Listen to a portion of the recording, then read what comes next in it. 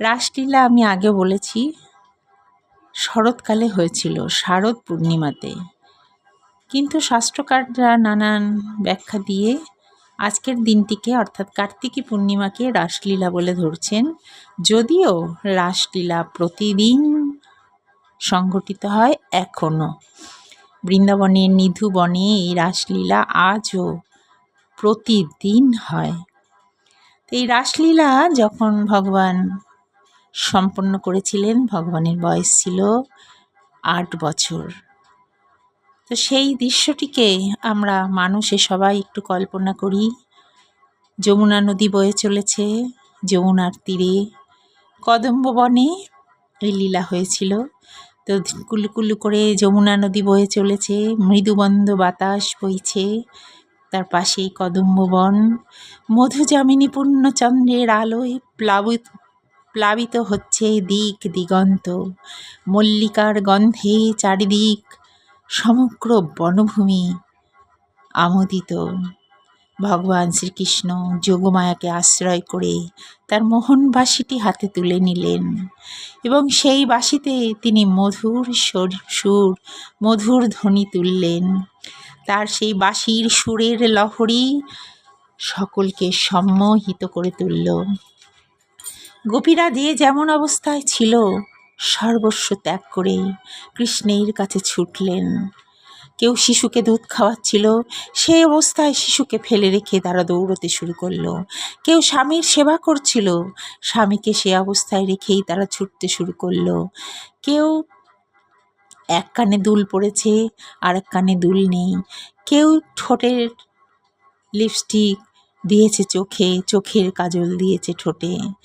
যে যেমন অবস্থায় ছিল তারা তেমন অবস্থায় গোবিন্দের বাঁশি শুনে ছুটতে শুরু করে দিয়েছে। সেই দিন শতকোটি গোপীর সঙ্গে ভগবান রাস করেছিলেন। সেই শতকোটি গোপীর মধ্যে শ্রেষ্ঠা ছিলেন, মধ্যমণি ছিলেন আমাদের রাধারানী। ভগবান গোপীদেরকে দেখেই বলছেন তাদের পরীক্ষা করার জন্য, তোমরা কেন এসেছো? ঘর ছেড়ে তোমরা এসেছো আমার কাছে? তোমরা জানো না তোমাদের বদনাম হবে? তোমরা যাও, তোমরা ফিরে চলে যাও। গোপীরা বলছে, ও তুমি আমাদেরকে ডেকে এনে এমন মোহন বাঁশির এমন মধুর সুর দিয়ে আমাদের ভুলিয়ে, আমাদের ঘর ছাড়া করে ঘর থেকে ডেকে এনে এখন বলছো চলে যাও? এ তোমার কেমন ব্যবহার কানু? এ তোমার কেমন আচরণ? আর আমরা যাব বলে তো আসিনি, আমরা সর্বস্ব ছেড়ে দিয়ে চলে এসেছি। অনেকের স্বামী অনেক গোপিনীকে আটকিয়ে রেখে দিয়েছে, দরজা বন্ধ করে দিয়েছে। তারা শোনা যায় সেই বদ্ধ ঘরের মধ্যেই তাদের মনকে গোবিন্দচরণে সঁপে দিয়ে তারা প্রাণ ত্যাগ করেছে। কিন্তু এই গোপীরা কারা সেটা জানার জন্য আমরা একটু পিছিয়ে যাব। ত্রেতা যুগে আমরা সবাই জানি ভগবান রামচন্দ্র দণ্ডকারণ্যে গিয়েছিলেন। সেই দণ্ডকারণ্যে মহর্ষিরা রামচন্দ্রকে কিছুতেই তারা রামচন্দ্রের সঙ্গ তারা ত্যাগ করতে চায়নি। কিন্তু রামচন্দ্র আজ বনবাসী, তিনি 14 বছরের জন্য পিতৃসত্য রক্ষার জন্য বনে গিয়েছেন। বনে বনে তাকে ঘুরে বেড়াতে হবে। সেখানে তিনি কি করে মহর্ষিদের সঙ্গে সঙ্গ করবেন? সঙ্গে রয়েছেন মা সীতা, আমাদের সকলের মা, রামচন্দ্রের স্ত্রী সীতা দেবী। তাই রামচন্দ্র তাদেরকে আশীর্বাদ করেছিলেন, তোমাদের এই মনোবাঞ্ছা আমি দাপর যুগে পূর্ণ করব। তোমরা প্রাণ মন ভরে আমায় পাবে। সেই মহর্ষিরাই দাপর যুগে গোপিনী হয়ে এসেছে। কৃষ্ণকে পাওয়ার জন্য, ভগবানকে পাওয়ার জন্য তারা সম্পূর্ণ কার্তিক মাস জুড়ে কাত্যায়নী ব্রত করেছিলেন কৃষ্ণকে পতিরূপে পাওয়ার জন্য। এই পতিই তো আমাদের আসল পতি, জগৎপতি। এই জগতে আমাদের সকলের পতি থাকলেও আমাদের আসল পতি, আমাদের জগৎপতি।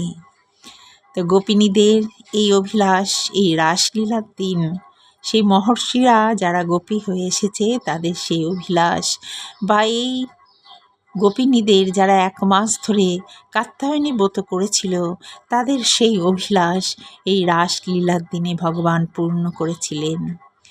এরপর রাসস্থলীতে এক কৃষ্ণ আর শতকোটি গোপী সঙ্গে রাসলীলা সংগঠিত হয়েছিল।